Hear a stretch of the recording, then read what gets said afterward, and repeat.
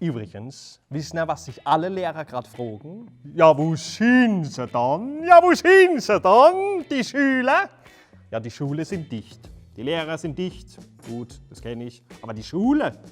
Die Schüler haben in dem Jahr so viel Unterricht wie der Boris Becker in seiner gesamten Schulzeit. Ja, Corona hat alles lahmgelegt. Gut, das habe ich auch mal, ja, in der 8. Klasse. Ja, ich dachte, dass Salpetersäure, Magnesium und Chlor ein tolles Trio zusammengeben würden. 6 Monate hatte ich eine sehr hohe Stirn und keine Augenbraue.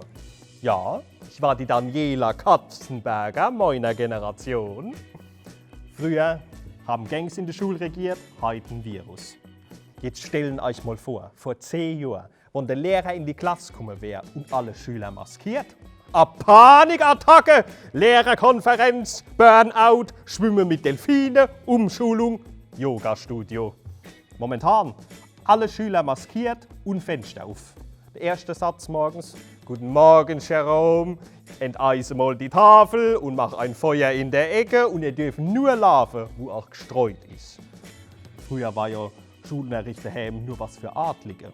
Ja, da haben die Schüler so Sätze gesagt wie: Maman, Maman, ich gehe ins Studierzimmer zu Studienrat Hohensinsch-Wetzingen, um mit ihm über französische Romanciers zu diskutieren. Und heutzutage: Papa, Alter, geh aus dem WLAN! Spaß beiseite. Jetzt mal ganz ehrlich, den Job, was gerade im Moment Lehrerinnen, Lehrer, Erzieherinnen und Erzieher leisten, in diesen schwierigen Zeiten, das ist der Wahnsinn. Muss mal gesagt werden.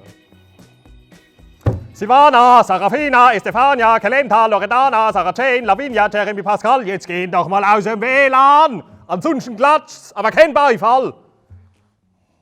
Bin froh, wann wieder Schule ist.